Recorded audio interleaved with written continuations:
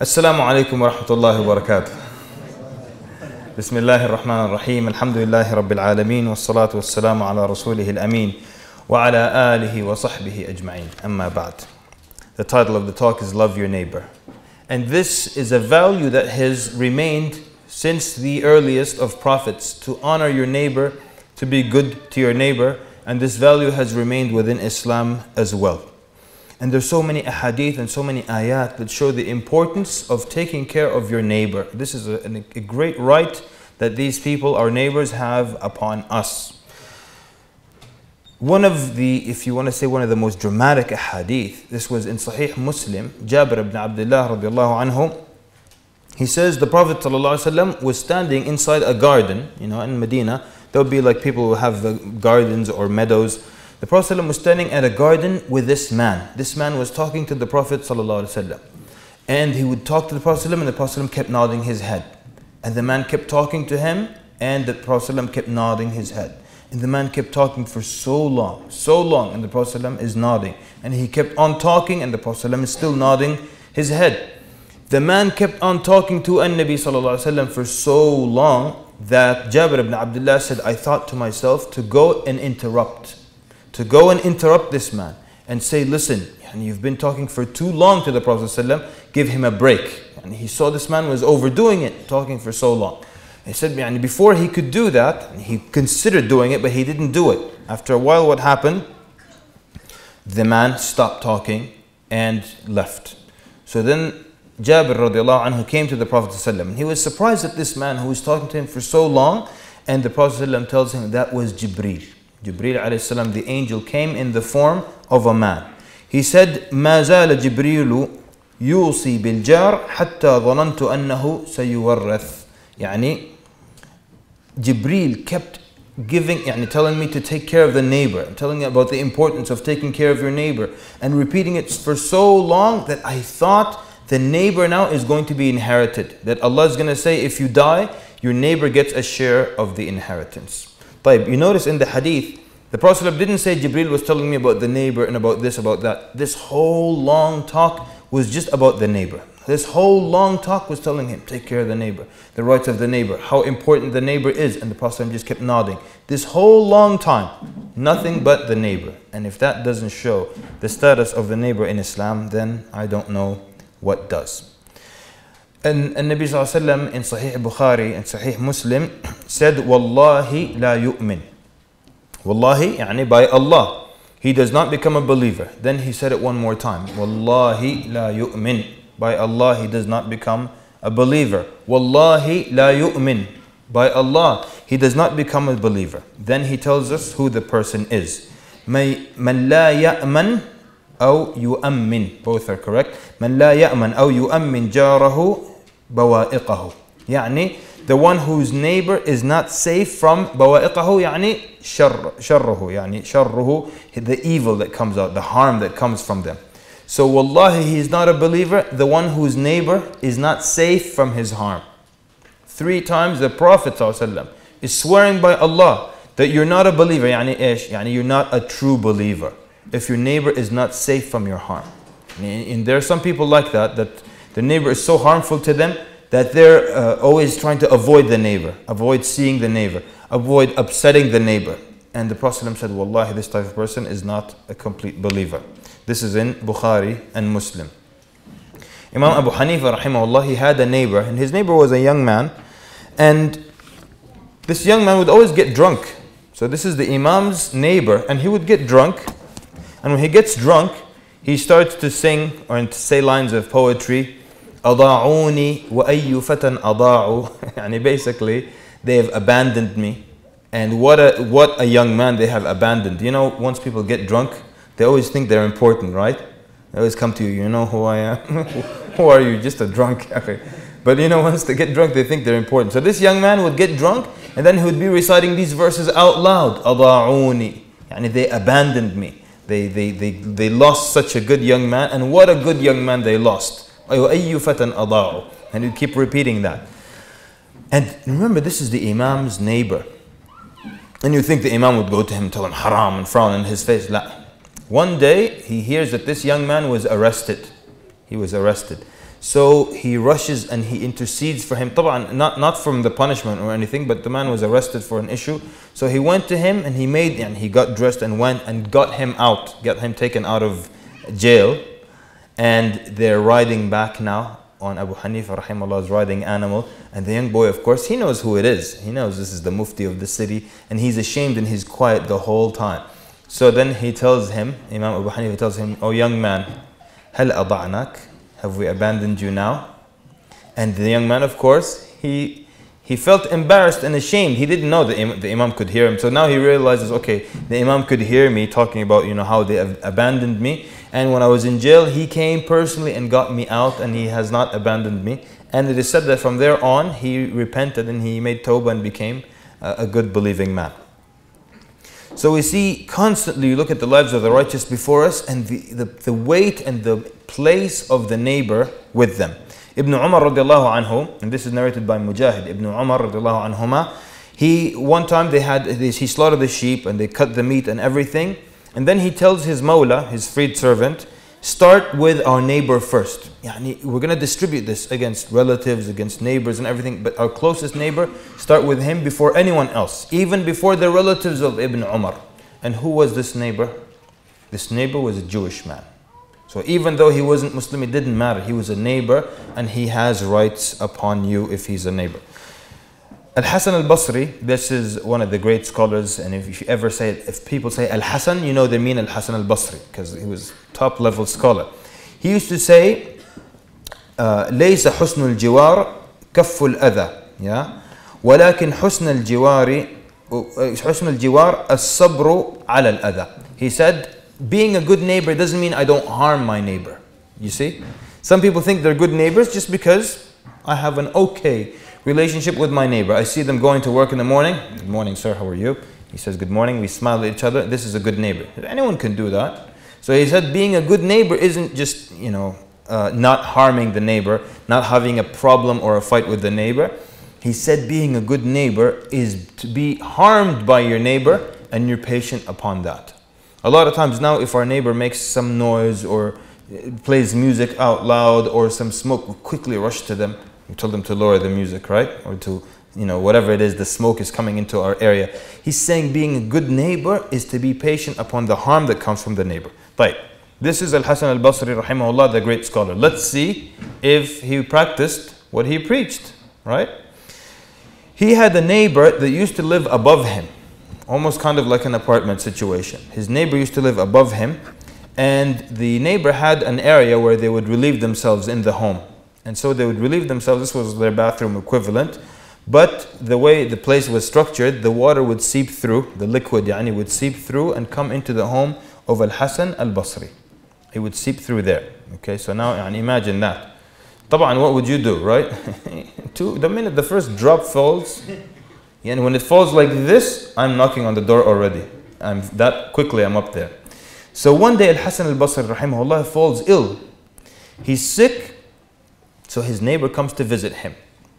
And he enters into the home and he sees this area where water is dripping, and they've got like a container to collect this water. And by water we mean urine, They've got a container there to collect this water. So the neighbor was surprised to see that, and he asked him, he said, how long was this section like this? And was this water been dripping down? Hasan al-Basri tells him, for 20 years. For 20 years. Allah, 20 seconds he wouldn't last, right? With us, We'll be there in a second. 20 years. And he tells him, for 20 years and you're patient upon this? He tells him, yes, because our deen, he was a non-Muslim, by the way, to make things, I forgot to mention that point. And it adds more drama to the story. He was a non-Muslim. And you know the deal now. Now we'll be there even before anything drips. We'll just knock on the door. I just want to make sure nothing drips. So he tells him, for 20 years you've been patient with it? He says, yes, because our deen commands that. Our deen or religion commands that, to be good to the neighbor. So he couldn't believe it, and he took his shahada right then and there. Immediately, Ashhadu an la ilaha illallah, ashhadu anna Muhammad Rasulullah. From this excellent treatment. So just we go back to his statement, he said, لَيْسَ حُسْنُ الْجِوَارِ كَفُّ الْأَذَى. being a good neighbor isn't just to not harm your neighbor, but it's to be patient upon his harm. And that is the higher degree, as you will agree. And that's why they have a saying in Arabic that says, Al-jaru jar wa in jar. Al-jaru jar wa in jar. Yani the neighbor is still your neighbor, even if he jar, yani harms you here. It also means harms. And jar alayk, yani. Yeah? So the neighbor is your neighbor even if he harms you. He's still your neighbor. He still has those rights. You still have to be nice to him or her, and so on and so forth. The lowest level of dealing with your neighbor is not to harm them. That's the lowest level. And higher levels, to be patient with whatever harm they inflict upon you, or whatever harm comes from their home towards you. Higher than that, another high level, to be close friends with them, to be in good relationship with them. The lowest level is you don't harm them.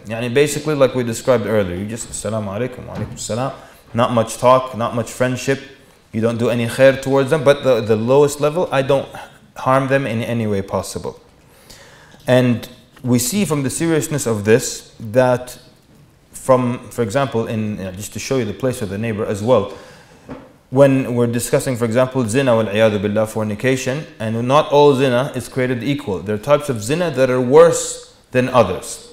And amongst them, zina with a close relative, zina in a place like a masjid or like a haram or in Ramadan, all these time and place and things.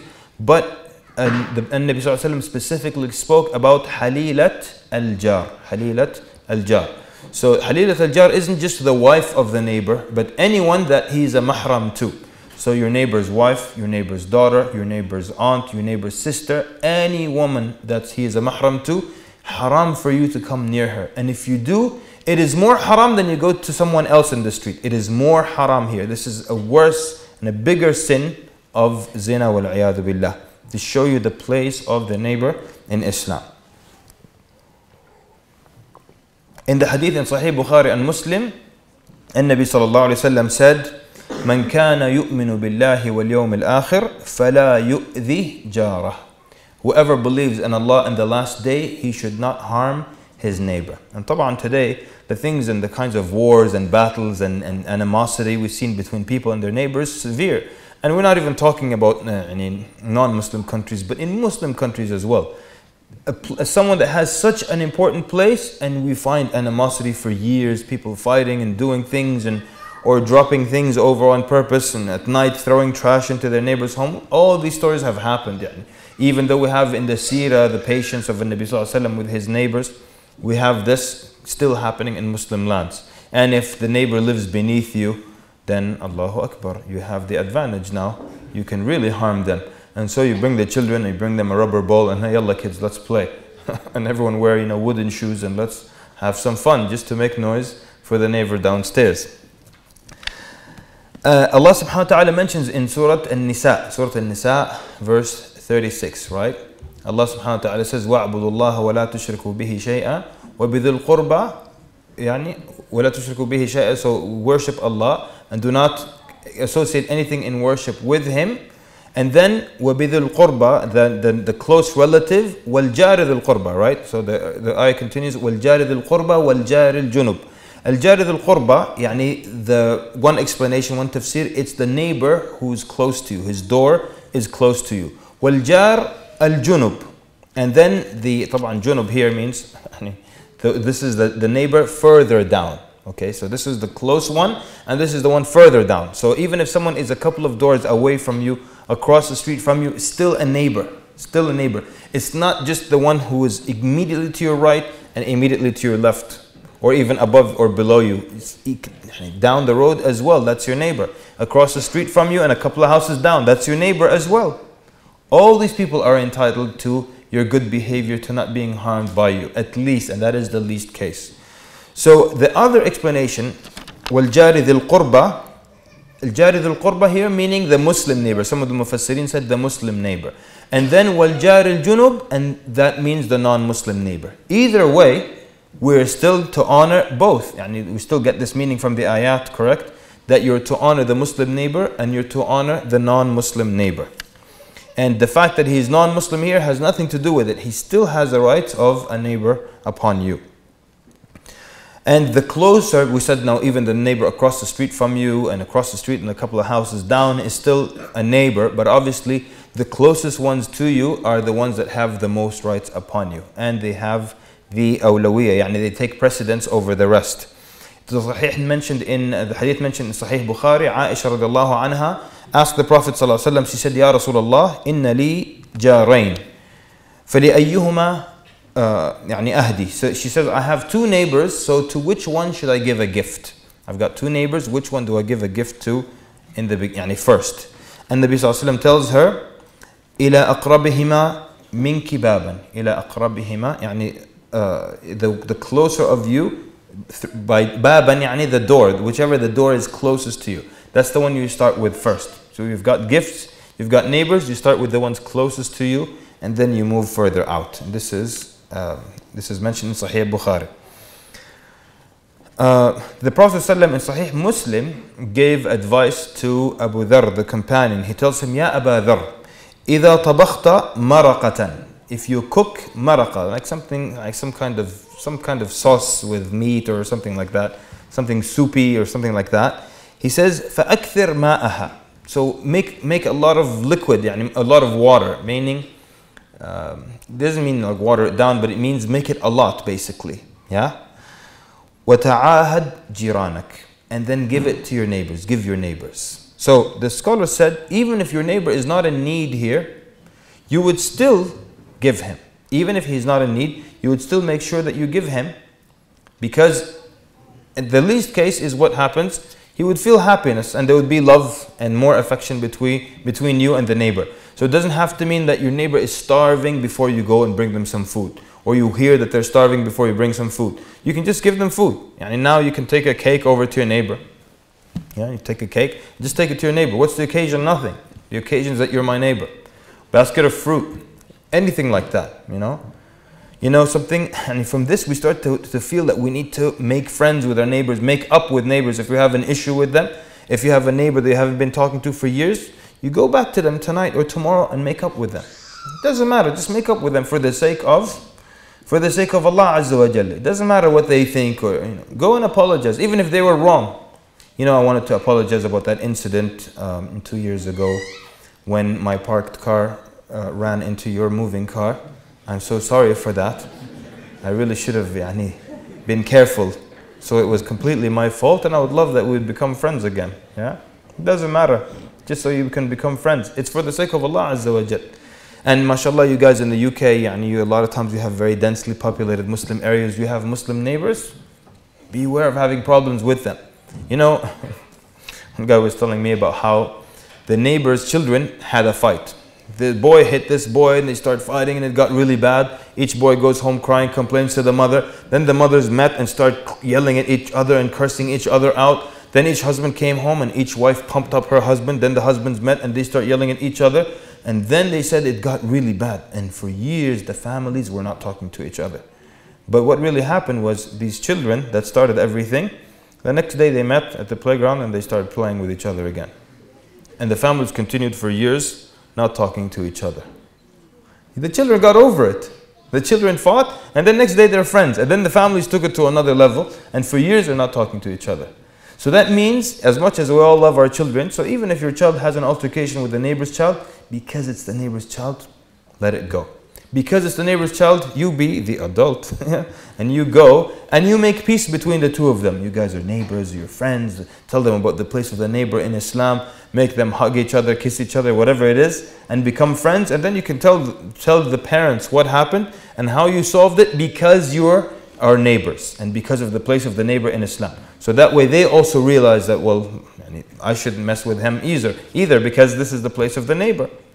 Make peace. Even if the children fight, khalas. Children fight and they get together and they become friends the next day. Sometimes the same day. They fight in the morning and the afternoon they're friends. Adults get into it, it becomes now war that goes on for generations. It's not worth it. It is not worth it. So they say even if he's not in need, you give them, and that causes the love and affection. And especially if you know what they like, give them what they like. They like cookies, they like brownies, they like this, they like that. Take some and give it to them.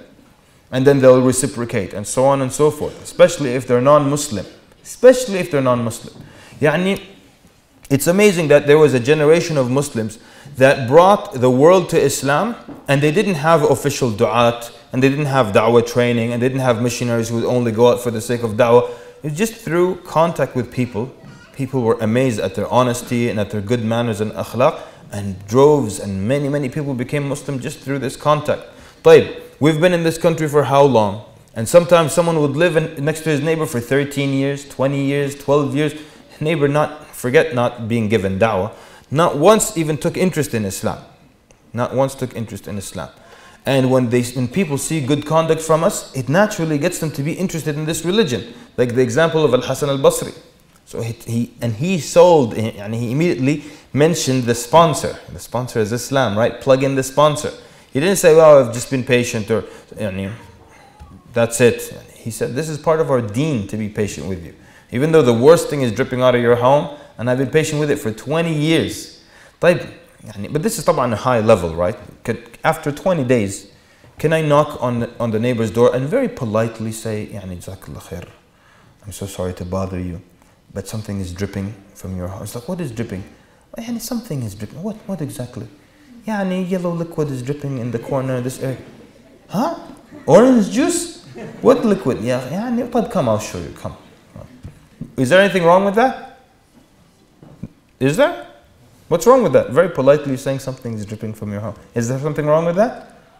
You can do that. Sah wala la? Politely. What's the problem? There's no problem. But Hasan al-Basri, rahimahullah, he just took it to another level. He didn't even want to complain to his neighbor. But if you politely bring to their attention any kind of issue, it's not a problem, and it's not a big deal. But never let it get to the point where now we're not on speaking terms, and every morning they come out and give you a dirty look, you give him a dirty look, and then you mutter some la'na under your breath. Allah la'anak wa yahiddak ya Rabbi. Inshallah your car burns, we'll be on the way to work. Inshallah you get stuck in traffic and a big double-decker bus, inshallah, comes and rips right through your vehicle. Okay, khalas, enough, right? And after you're thrown into the street, crows come and eat you. Then the crows themselves get shot and poisoned. Then the worms that eat the crows are stepped on. Okay, I know I pushed it there. But sometimes it gets bad, huh? Sometimes it gets quite bad. So if anyone has an issue with their neighbor, make up with them. Make up with them and become friends with them. Muslim or non-Muslim. Yes, they're non-Muslims and they have shirk and they're atheists. It doesn't matter. They're still, you're not honoring their atheism. You're honoring the fact that they're your neighbors. Sah wala la? Sahih? You're honoring the fact that they're your neighbors. Yes, they do shirk, they have statues, astaghfirullah, of Jesus in their home. Yes, but you're not honoring the statue. You're honoring them as your neighbors for the sake of Allah, because Allah commanded you to do that in His Quran, and the Prophet ﷺ commanded you to do that as well. So then, living here then comes the important issue of giving da'wah to the neighbors. True or false? How many people in here have given da'wah to their neighbors before? Show of hands. Okay, from the sister's side, so we've got two brothers. Just two brothers. I think there are about 50-something people in the room. 3 brothers? All right, sisters? Okay, 1 sister. All right, so now we know that we have something to do, correct? Yes? We've got something to do. We've got something that goes at the top of our to-do list, and we have to at some point do this. Like, maybe some of you didn't put your hands up because you have Muslim neighbors, correct? Yeah? Maybe. It could be that some of you have Muslim neighbors, and that's why you didn't give them da'wah, because they're religious people. Maybe they give you da'wah. So that's fine, that's possible as well. But the neighbor isn't just the one to your left and right, or above you, or beneath you. It's across the street and to the left, that's a neighbor. Across the street and to the right is a neighbor as well. So there's got to be some non-Muslim in your area. Now imagine now, all of us were very conscious of the place of the neighbor and the weight of the neighbor in Islam. And so now in the middle of this, Muslim neighborhood, there is one non-Muslim family. But because everyone in that street is so aware of the place of the neighbor in Islam, everybody comes to them with gifts all the time, cakes, chocolates, cupcakes, brownies, cookies, kind words, pamphlets. How long do you think they would remain in that neighborhood and not be Muslim? How long? It's not like everyone brings just one gift. Next month you bring them something else. After 2 months you give them another gift. And they're just living in the middle of this neighborhood, and all the Muslims are just so nice and so generous to them. How long do you think they'll remain upon kufr? How long? Could it be for 20 years they live amongst these people getting gifts and like, yeah, I keep putting them up on the shelf. Yeah. Oh, there's another gift. At some point they're going to say, what is happening here? What is happening here? And these are the things that affect people. Remember what we said, the Sahaba, the Tabi'een, they changed the world through their manners. And if we just did that, and imagine if all the Muslims just improved their manners, how much da'wah would be happening in da'wah through our akhlaq, da'wah through our manners, which is at some point of one of the most effective types of da'wah, because we know from historically, it spread so much, Islam spread so much just through this type of da'wah.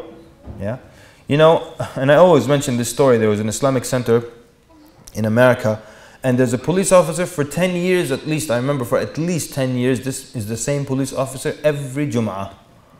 Every Jum'ah, same police officer there in the masjid.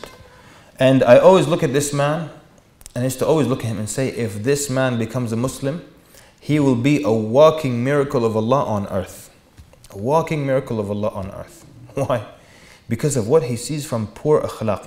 This is the opposite of at the time of the Prophet ﷺ, Thumama ibn Uthal, remember the companion, he was captured and he was tied to the door of the masjid.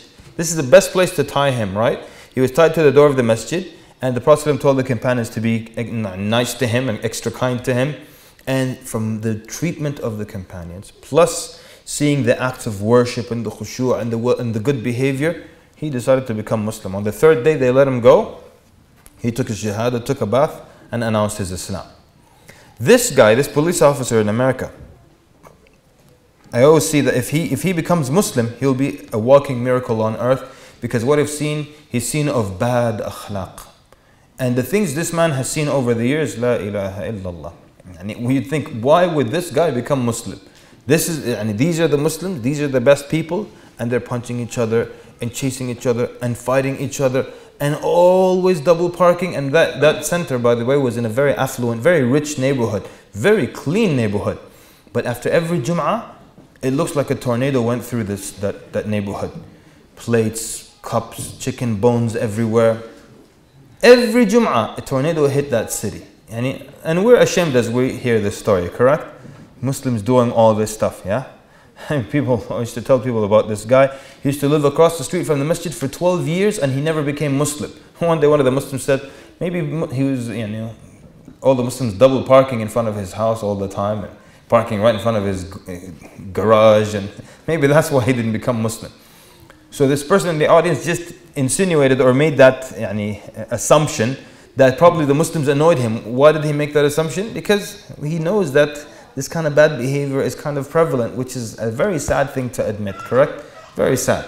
So it's the opposite of good akhlaq, letting someone become Muslim. Someone who's around Muslims a lot, you maybe heard this was a famous story in the 80s. Okay, it's a very old story. But this is in the old days, yeah? So someone reverted to Islam from the West. I don't know exactly what country. But then he went and visited the Muslim country. So when he commented, he said, Alhamdulillah, who guided me to Islam before I saw the Muslims. It's very painful, isn't it? It hurts, wallahi. He said, Alhamdulillah, who guided me to Islam before I saw the Muslims. He's saying, if I would have seen the Muslims first and then read about Islam, I'll be like, I'm not interested in this deen. Look at the followers of this deen. Look how unruly they are. Look how disorganized they are. And he wouldn't have become Muslim, So he said, Alhamdulillah, who guided me to Islam before I could see the Muslims. So that means we have to bring our level of akhlaq and behavior and conduct to a much higher level, to a much higher degree. And with the density of Muslims in the UK, if we up our akhlaq a little bit, what would be the effect on the people around us? So with your non-Muslim neighbor, you want to give them da'wah. Now how do you do that? You can do that any way you want to, and based on what you're comfortable with. So you might just invite them over for whatever, ethnic food. And everybody loves ethnic food. Everyone loves Asian food. Am I right? Everybody loves Asian food. And if you don't love Asian food, it will be stuffed down your throat and you have to love Asian food. Yeah? You have to eat spices, you have to eat chutney, whether you like it or not. Yeah? So basically now, you invite them over. Say, look, what kind of food do you like? Yeah? And I used to ask my neighbor, what kind of food do you like? What do you like? Oh, anything. What do you want? Western food? I can cook any food. And I can, by the way. Yeah? Cook Indian food, Chinese food, Arab food, Western food. What do you want? I'll hook it up for you. So then over food, invite them. And then why over food? This was a technique of the Prophet ﷺ. The scholars mentioned this. When the Prophet ﷺ was told, وَأَنذِرْ عَشِيرَتَكَ الْأَقْرَبِينَ, and warn your close relatives, the Prophet ﷺ made a meal, a feast. And then he invited all the relatives and everyone gathered, and then Abu Jahl ruined it, right? And he said, look, or Abu Lahab, sorry, his uncle Abu Lahab ruined it. He said, look, if you've gathered it here to tell us about your new religion, we don't want to hear it. So the Prophet ﷺ, didn't say anything, everyone ate and left, then he invited everyone again without Abu Lahab this time. The point is, the scholars say that food and da'wah, they go together, because when people eat, what happens? We all know, I don't have to explain to you. What happens when we go to a restaurant now and we order, yes, give me some chapli kebab, give me a couple of this kebab, give me a couple of that, give me some mango lassis, give me some gulab jamun, hook it up right. And what happens now? You're excited now. Now you're in a good mood. You know, you don't even know if the food's going to taste good or not, but you're in a good mood. Yeah? And you start joking with this brother and talking with this brother, and you're very relaxed. Then the food comes. After you eat, you're not as relaxed, but the point is, the food itself relaxes people and puts you in a good mood. And the scholars mentioned the Prophet ﷺ used it to get people in a good mood. Use it with your neighbor. Everybody wants to eat. Everybody likes to eat. So tell your neighbor, look, what do you like to eat? And of course, if your neighbor is a white person, please, barakallahu feekum, jazakumullah khair, go easy on the spices, please, okay? You know, white people can't handle spices. White people can't handle spices now, so just take it easy with the spices, you know. Or if you want to keep them occupied, you know, especially if they live over you and that place drips, don't ever give them, don't give them any spices. Al-Muhim, the point is, we don't need an excuse and 1, 2, 3, this is how to deal with a neighbor. Invite him over for food, and maybe the first invitation you barely know this person. So what do? You just establish a rapport, you build a rapport with them. And you just chit chat and talk about hobbies and talk about whatever it is that you know, if it's computer games or whatever computers or politics or whatever it is you're into. Just establish a rapport, we become friends. Next time, after a month or so, you invite them again. And now this time, maybe you might bring up religion, You've probably seen, my wife walking out with that scarf on her head, and do you know why we wear that? There you go. You're into da'wah already, and just go from there. Or maybe you are not you, but maybe the person is such a coward that they can't even do that. Invite someone over for lunch. Khalas, if you're such a coward, it's okay, here's the solution. Take a pamphlet, and late at night, 2 in the morning, run like a chicken quickly. Put it in front of his door and just run to your house and just hide under the blanket. Khalas. There's always a way. Okay? Maybe you're even too scared to do that. Okay? You know his address. Take a pamphlet. Mail it to him. And send it from a postcard across the country. Mail it to him. So he won't know it's you. Make sure you don't put your address on it as the sender's address. Because they'll just come to you like, why couldn't you just bring it to me? Al-Muhim, you get creative. It's your neighbor. You deal with them. What if this person on the day of judgment uses you? I know it's time to stop, right? Okay. What if this person uses you as an excuse on the day of judgment? So he doesn't believe in Allah and His Messenger sallallahu alaihi wasallam. What's your excuse? My excuse is this guy over here. I lived next to him for 17 years, door to door, and he never once told me about Allah Azza wa Jalla. Never once told me about the Quran. Never even gave me a copy of the Quran. And the way we care for our neighbors isn't that here, I gave you a pamphlet, now I have nothing to do with you. Yeah? So you give it to him, like, here, I have to give you this book, so on the day of judgment, you don't cling on to me. Now, what are you talking about, cling on? You will understand later. No. Give it to him and care, people. We care, don't we? We're supposed to care about people. So give it to him and care. Yeah, come back a little while. Did you read? Come back later. How did the book go? Did you look into it? Did you get a chance to read it? And so on and so forth. And ask them and care. One time this young man, he said, it was interesting, it was a da'wah workshop, and he sent me a question. He said, I'm 13 years old and my neighbor is 45. Basically saying that there's no way I can give him da'wah. And I didn't understand why you can't give him da'wah. He's 45 and you're 13. Why can't you give him da'wah?